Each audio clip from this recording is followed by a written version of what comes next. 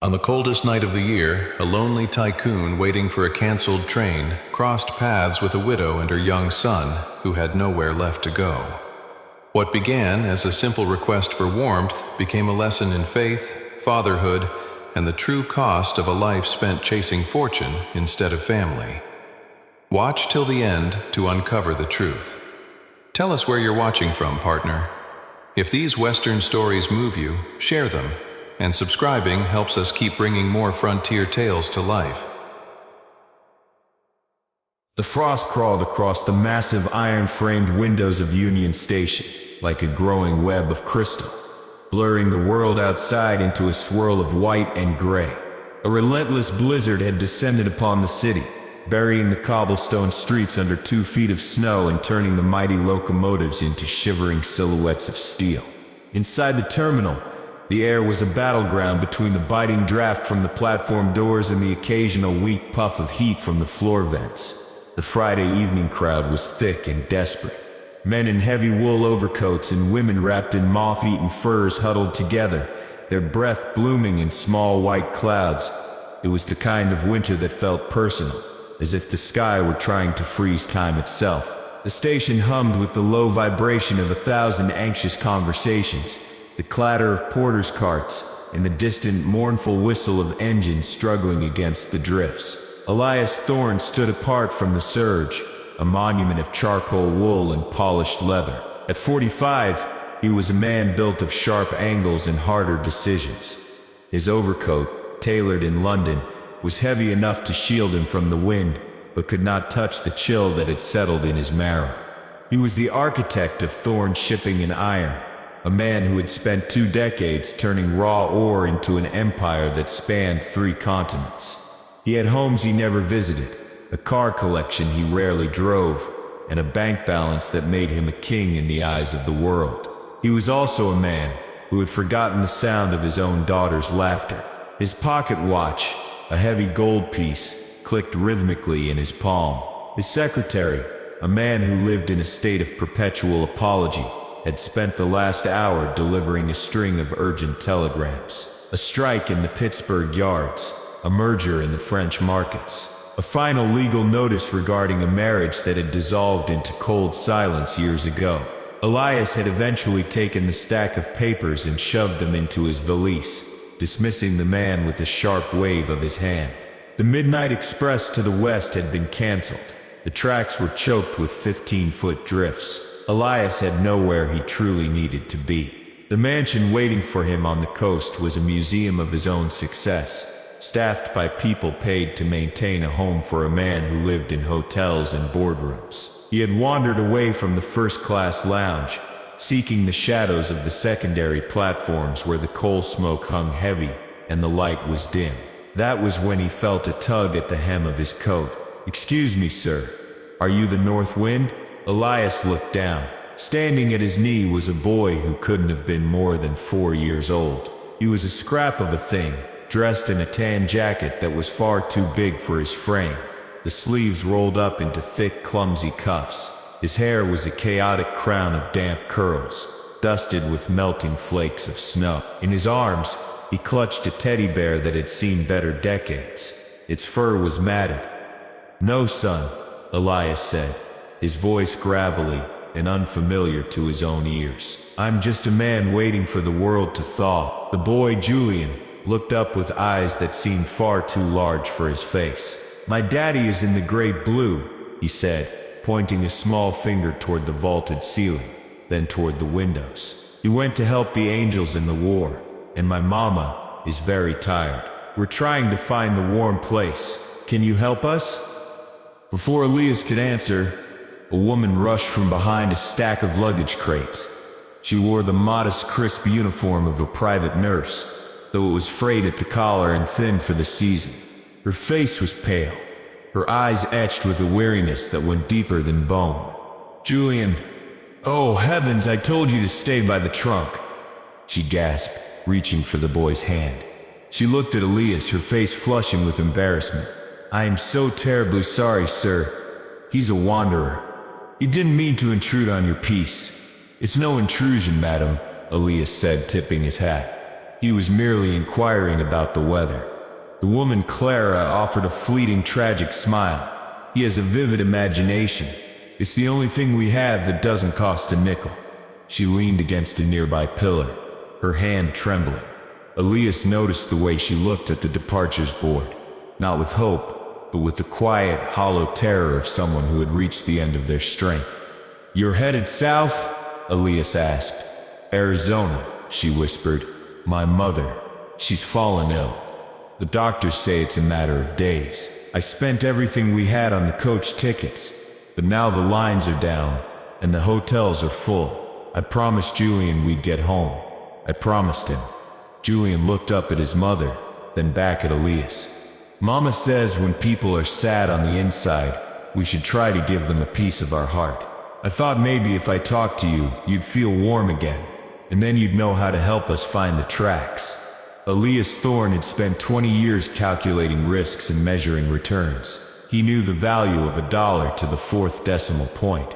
But as he looked at the boy's one-eyed bear and the mother's desperate dignity, he realized he had forgotten the value of a soul. He thought of his private rail car, the Aurelius, currently hitched to a steam engine in the private siding. It was a palace on wheels, velvet curtains, mahogany sideboards, and a private chef. He had intended to travel alone, as he always did. "The public lines won't move for 24 hours, Elias said, his voice regaining the authority of a man who moved mountains. "The bridges are out on the main northern pass, but my engineer tells me the southern spur is still clear. My private coach is departing within the hour. It would be a personal favor to me if you allowed me to host you and your son." Clara recoiled slightly, her eyes wide with a mix of hope and suspicion. "Sir, I couldn't possibly. I have no way to repay such a kindness. We are strangers. My name is Elias Thorne," he said, pulling a gold-embossed card from his vest. "I am a man who has far more than he deserves, and far less than he needs. Your son asked for help with a faith that I haven't seen in a very long time. Please, let me be the man he thinks I am." The interior of the Aurelius was a different universe. While the blizzard howled like a wounded beast against the steel skin of the car, the inside was bathed in the golden glow of oil lamps and the scent of cedar wood and expensive tobacco. A fire crackled in the small brass-bound hearth at the end of the lounge. Julian was tucked into a massive leather armchair, his small feet dangling. He had a mug of thick steaming chocolate in his hands, and a plate of buttered toast sat on a silver tray beside him.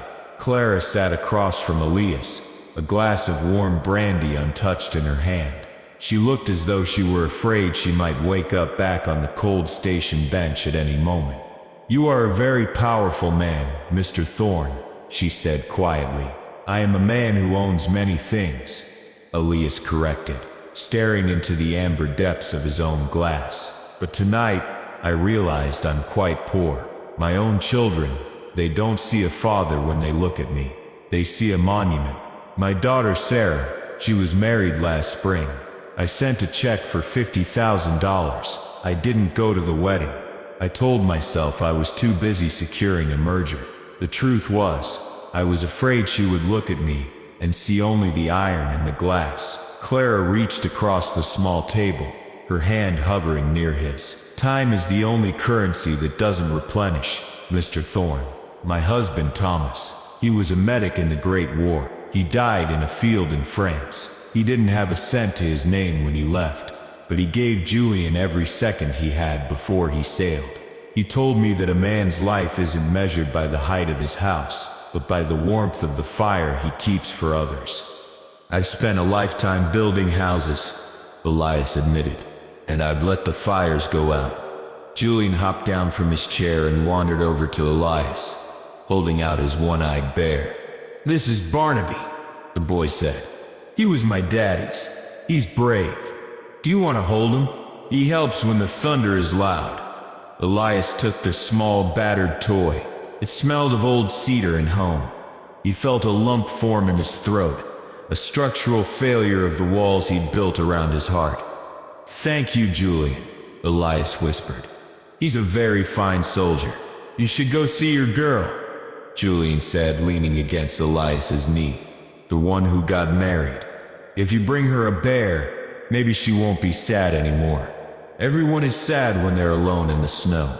Elias laughed, a dry, rusty sound that turned into something genuine. I think you might be right, Julian. I think you might be the smartest man I've ever met. The train arrived in the high desert at dawn. The air was crisp, scented with sage and dry earth. A world away from the soot and ice of the coast, a motorcar was already waiting on the dusty platform. Elias had sent a telegram ahead from a junction at midnight. As the porters moved Claire's meager trunks into the car, Elias pulled a small sealed envelope from his pocket and handed it to her. "What is this?" she asked, her voice trembling. "An endowment," Elias said firmly. "For Julian, it is a trust, managed by my firm. It will ensure he has the finest education available. Tutors, university, whatever path he chooses. And it provides a stipend for you to ensure you never have to work another double shift unless you truly wish to. It is already signed and witnessed." Claire shook her head, tears spilling over. "Mr. Thorne, I can't accept this. This is a fortune. We only asked for a ride." "You gave me much more than a ride, Clara," Elias said, his voice thick with emotion. "You gave me a mirror. You showed me a version of myself I thought had died in the coal mines 30 years ago. Consider this a debt of honor. And please, let me know how your mother fares.